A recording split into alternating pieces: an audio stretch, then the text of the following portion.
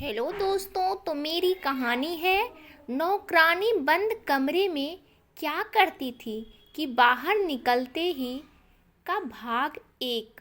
मैंने गरीब घराने में जन्म ली थी। मेरी मम्मी एक बड़े बंगले में नौकरी करती थी। मेरे पापा दुनिया में नहीं थे। मेरे पापा की मृत्यु हुए 2 साल बीत चुके थे, इसलिए मेरी मम्मी और मैं अकेले ही रहते थे। पहले जब मैं छोटी थी, मेरी मम्मी मुझे पड़ोसन के घर छोड़कर चली जाती थी। मैं पड़ोसन मौसी की बेटी के साथ खेलती रहती थी, लेकिन जब मैं 15 साल की हो गई तो मेरी माँ मुझे भी अपने साथ काम पर ले जाती। मैं पहले भी कभी कभी मम्मी के साथ बंगले में चली जाती थी, लेकिन काम नहीं करती थी। लेकिन आज जहाँ मेरी मम्मी मुझे लेकर गई थी, वह बंगला कोई और था। मैंने माँ से पूछा तो माँ वह कहने लगी कि यहाँ की मालकिन अच्छे पैसे दे रही है। मम्मी मुझे अंदर ले गई। मालकिन सामने आंगन में बैठी थी। मेरी माँ को देखकर उस औरत के चेहरे पर एक अजीब सी मुस्कुराहट आ गई। मेरी मम्मी ने उस औरत से मेरा पहचान करवाया। उस औरत ने अजीब नज़रों से मुझे सर से पैरों तक बड़े गौर से देखा। मुझे उसका ऐसा देखना अच्छा नहीं लगा था। मम्मी ने कहा कि आज के बाद से मेरी बेटी भी काम पर आया करेगी। वह कहने लगी, यह तो तुमने बहुत अच्छा किया।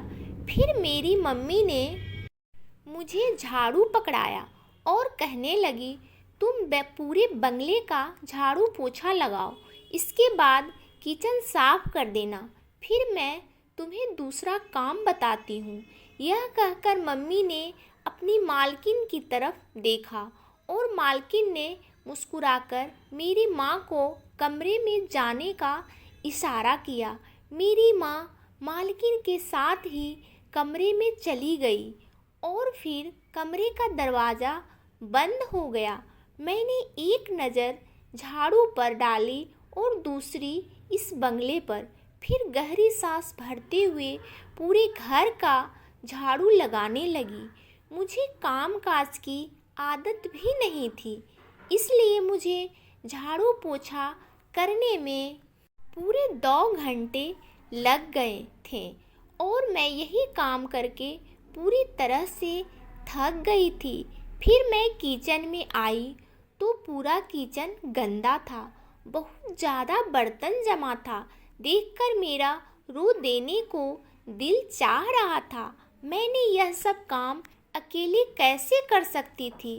खैर, मैंने बर्तन धोए, किचन की सफाई की, लेकिन साथ साथ में यह भी सोच रही थी कि मम्मी ने सारे काम तो मुझे बता दिए हैं, तो मम्मी कमरे में क्या कर रही है। मैं किचन का काम करने के बाद बिल्कुल बेहाल सी हो गई थी। जब मैं बाहर आई तो मालकिन का कमरा अभी भी बंद था। मुझे भूख भी बड़ी तेज से लग रही थी, इसलिए मैंने मालकिन की कमरे का दरवाज़ा खटखटाया। कुछ देर बाद मम्मी ने कमरे का दरवाज़ा खोला था।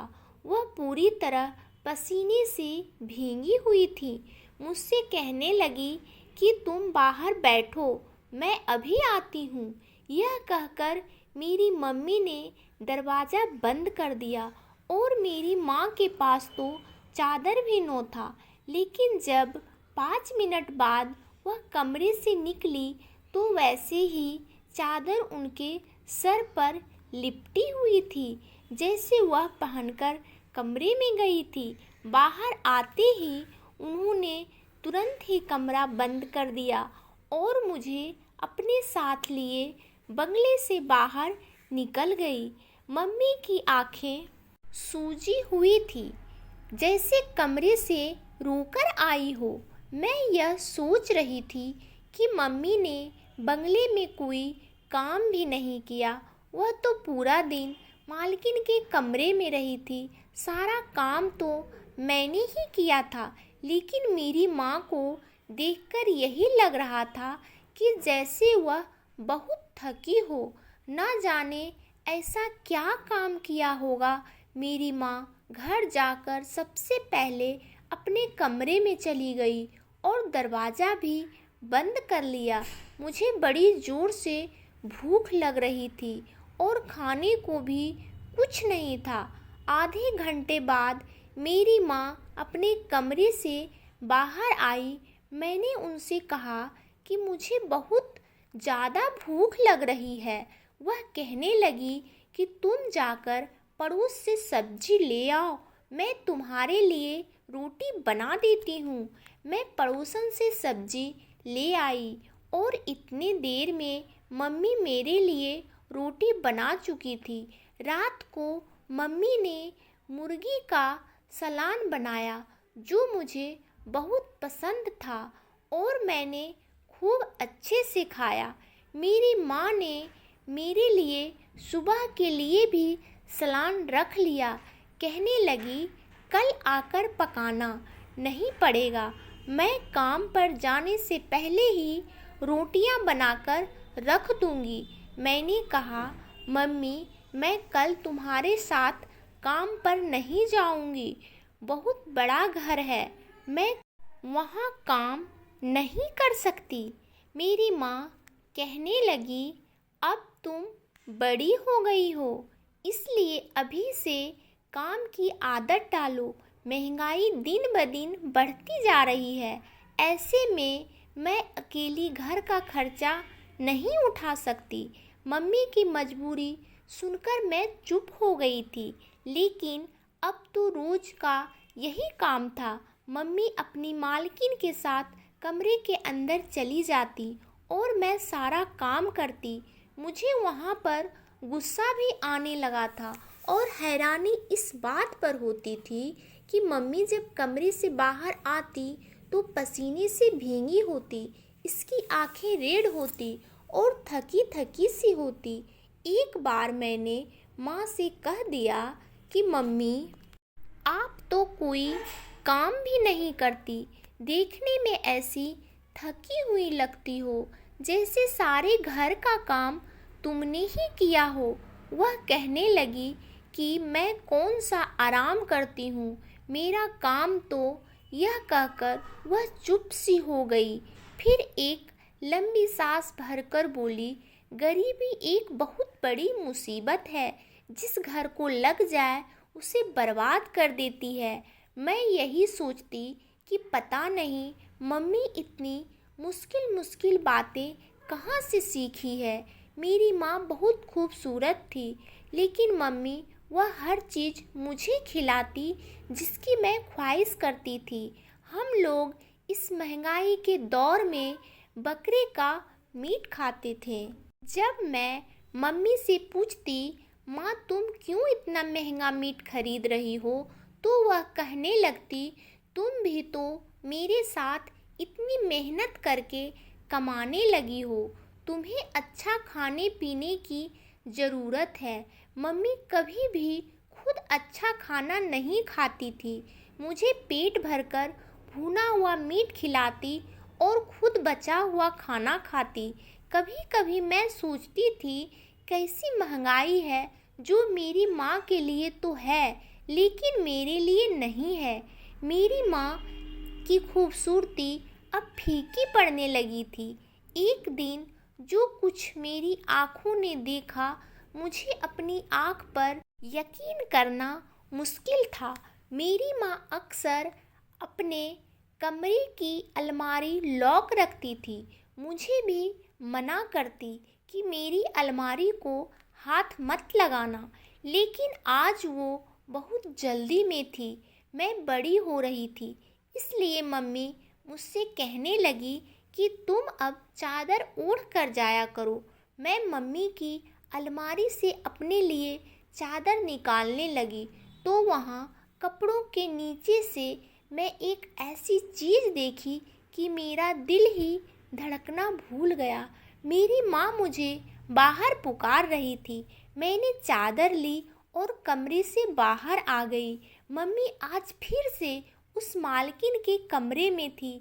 मेरी आज काम करने का बिल्कुल भी दिल नहीं कर रहा था। मैंने सोचा कि आखिर यह मालकिन मेरी माँ को रोज अपने कमरे में क्यों ले जाती है और 3-4 घंटे मेरी माँ से क्या काम करवाती है। मैंने आज इस घर की सफाई दिल से नहीं की थी, थोड़े थोड़े ही सारे काम किए और मालकिन के दरवाजे के पास जाकर खड़ी हो गई और मैंने दाएं बाएं देखा कि शायद मुझे कोई खिड़की नज़र आ जाए जिसमें मैं अंदर झांक सकूं कि मम्मी ऐसा भी क्या काम करती है कि इतनी थकी हुई होती है, लेकिन वहाँ कुछ ना था। फिर मेरी नज़र दरवाजे की हॉल पर पड़ी। मैंने उस हॉल से झांका, लेकिन कमरे की बत्ती बंद थी, बस नाइट बल्ब जल रहा था। कमरे में हर जगह अंधेरा था, इसलिए मुझे ठीक से कुछ भी नज़र नहीं आ रहा था। बस कमरे के सामने की खिड़की नज़र आ रही थी, जिसके सामने पर्दा लगाकर रोशनी को आने से रोका गया था। मुझे बिल्कुल मायूसी सी हो गई थी। मैं कई बार मम्मी से पूछ चुकी थी कि मालकिन अपने कमरे में ले जाकर क्या काम करवाती है, लेकिन मेरी माँ हर बार बात को टाल देती थी। लेकिन अब मैंने भी ठान ली थी कि मैं हर हाल में यह बात जानकर ही रहूँगी। मैं अभी भी उसी हॉल से देख रही थी कि मुझे लगा जैसे कोई मेरे पीछे खड़ा है। अभी मैं इग्नोर कर ही रही थी कि मालकिन के घर में तो कोई नहीं है, फिर यह कौन हो सकता है। तभी किसी ने मेरे कंधे पर हाथ रखा। मैं तो बुरी तरह से हड़बड़ा गई और सट से पीछे हटी। मेरा दिल ऐसे हो गया था कि धड़कना ही भूल गया हो। जब मैंने अपने पीछे पलट कर देखा तो सामने खड़ा नौजवान सा लड़का मुझे ही घूर रहा था। मैं बुरी तरह से डर गई थी। मुझे यहाँ काम करते 1 महीना हो चुका था, लेकिन मैंने अब तक किसी नौजवान को यहाँ आते जाते नहीं देखा था। उस लड़के के हाथ में एक बैग था। वह मुझे तिरछी नज़रों से देखकर बोला। तो दोस्तों, इस कहानी का अगला भाग अगले एपिसोड में आएगा। तब तक के लिए इस चैनल को सब्सक्राइब कर लीजिए, इस कहानी को लाइक कर दीजिए। धन्यवाद दोस्तों।